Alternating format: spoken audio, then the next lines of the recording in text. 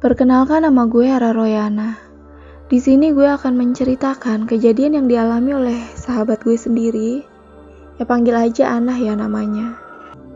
Si Anah ini tinggal di salah satu desa di Kuningan, Jawa Barat. Panggil saja namanya Kampung C ya. Jadi pada saat itu ketika si Anah kelas 3 atau kelas 4 SD kalau nggak salah, dia diceritakan lah oleh neneknya. Neneknya pada saat itu ya lumayan tua juga ya. Jadi neneknya Anah ini bercerita kalau ada sebuah tragedi di Kampung C ini. Terus akhirnya neneknya Anah bercerita lah, kalau dulu di tahun 1970 pernah ada sebuah kejadian yang pada saat itu neneknya Anah baru berusia 12 tahun.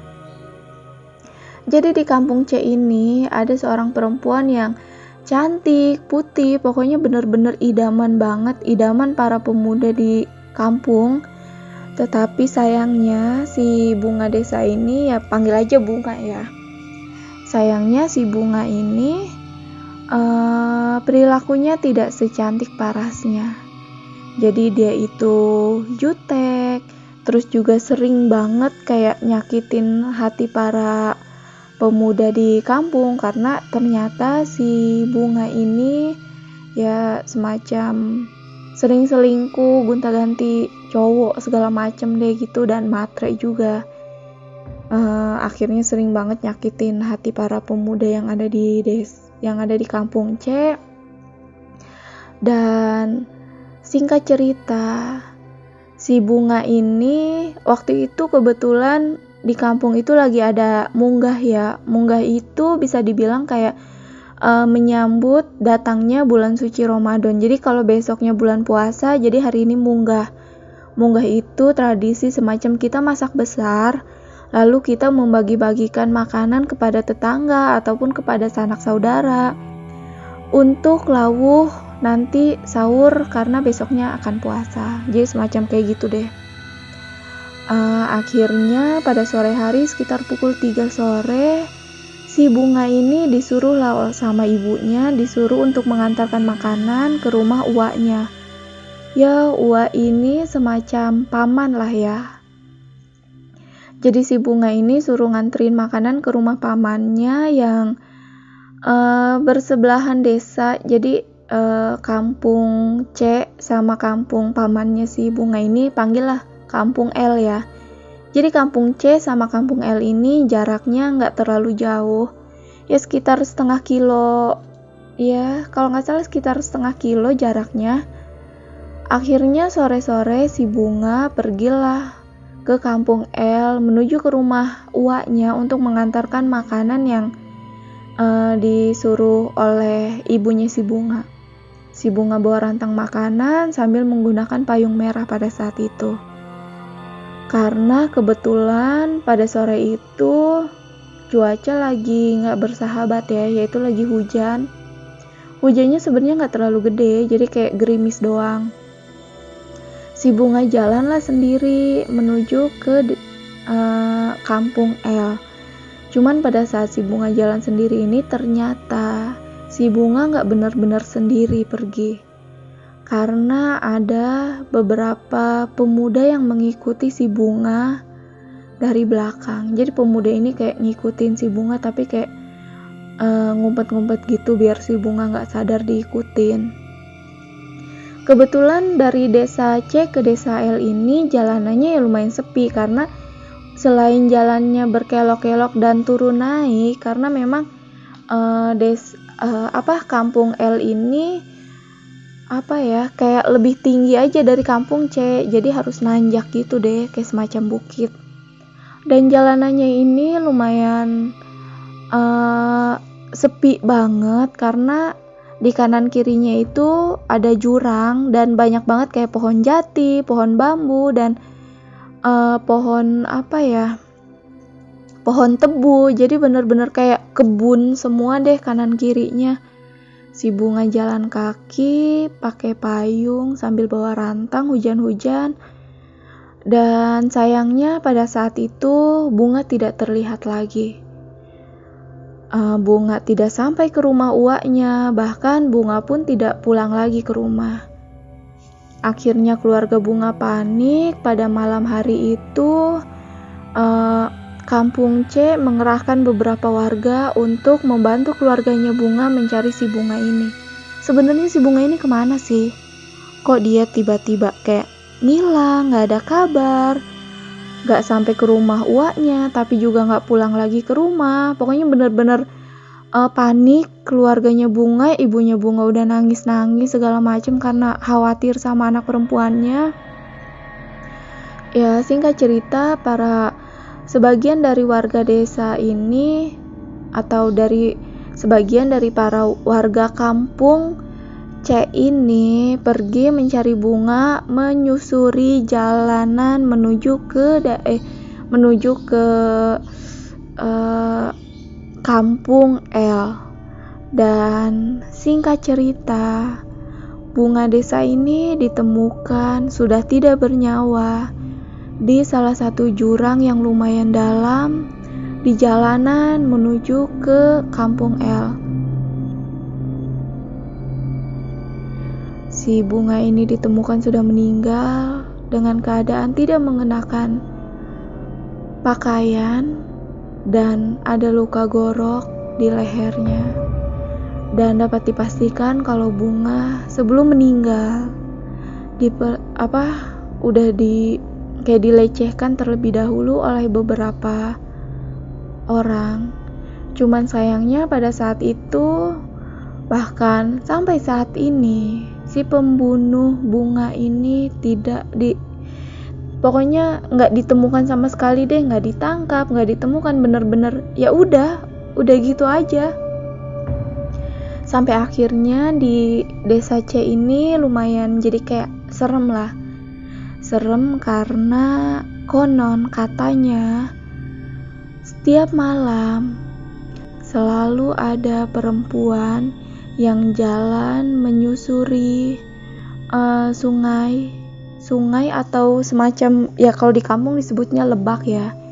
Jadi ada perempuan memakai kebaya dan memakai kain batik sambil membawa payung berwarna merah, jalan menyusuri jurang lalu melewati lebak untuk mencari pembunuhnya.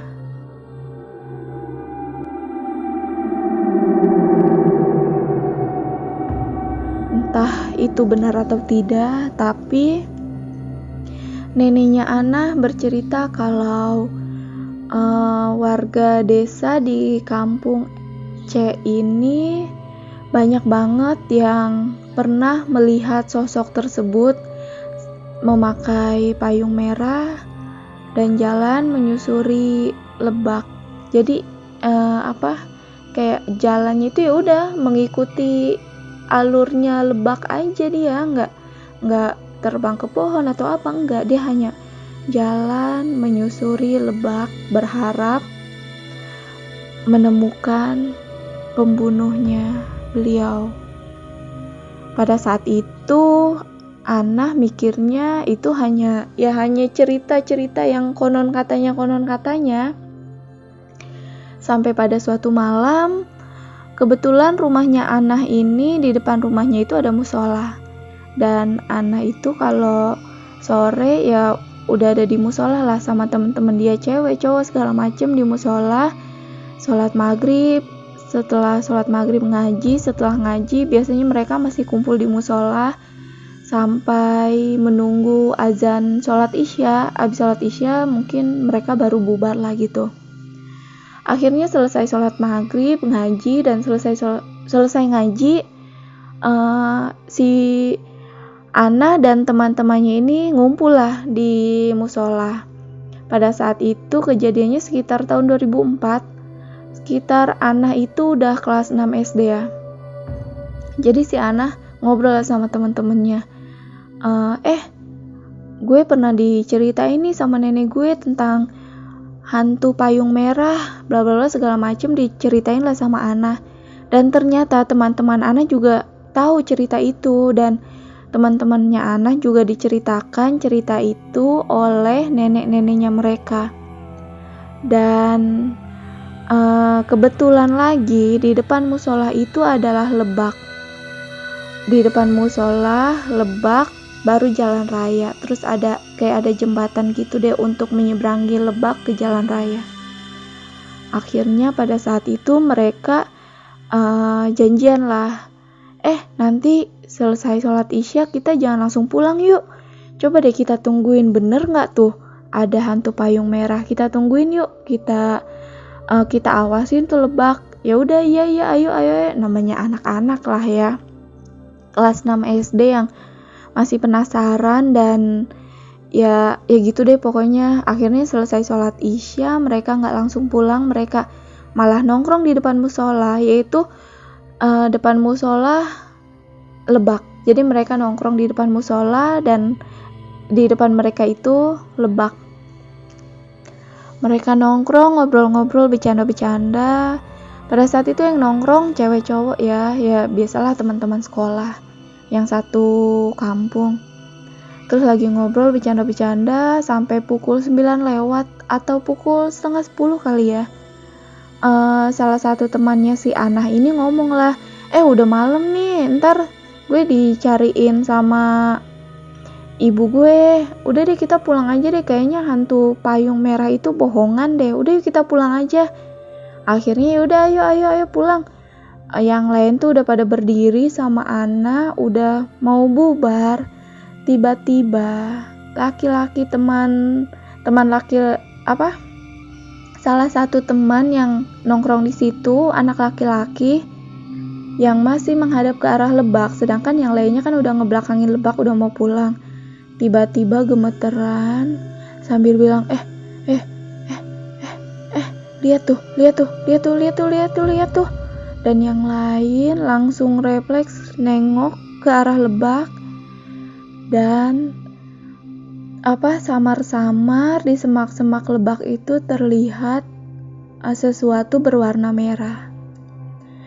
Tadinya berwarna merah ini di kejauhan, tapi lama-lama warna merah ini semakin mendekat dan mirip banget kayak payung, tapi warna merah. Pada saat itu mereka langsung spontan takut, teriak pada lari masuk ke musola. Dan musola itu banyak banget jendela kan, jadi walaupun mereka lari ke dalam musola ya mereka masih bisa ngelihat lebak itu dari jendela. Sangat jelas terlihat hanya payung, tanpa ada siapapun yang memegang, hanya payung berwarna merah.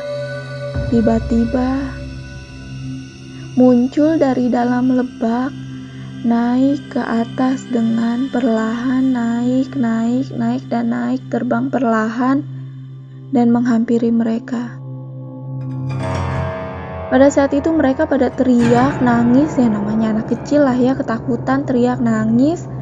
Dan akhirnya si pemilik musola, yaitu rumahnya di samping musolahnya ya, si pemilik musola keluar kaget, ada apa nih kok rame banget, ada suara anak-anak nangis. Dan pas dilihat anak-anak lagi nangis di musola, akhirnya pemilik musola itu datang nolongin mereka dan bawa mereka masuk ke rumah, terus pintu dikunci segala macem. Dan akhirnya mereka dibilangin lah nggak boleh kayak semacam nggak boleh sompral, nggak boleh kayak nantangin segala macem, karena ternyata memang si hantu payung merah ini bukan mitos, tetapi memang benar-benar ada, dan orang-orang terdahulu sudah mengetahui itu. Bahkan mereka sering melihat penampakannya. Tapi entahlah sekarang masih ada atau enggak, karena kan udah kelewat lama juga. Tapi ya balik lagi, tidak usah sompral dan ya udah, nggak usah kayak nantangin atau sok-sok uji nyali lah.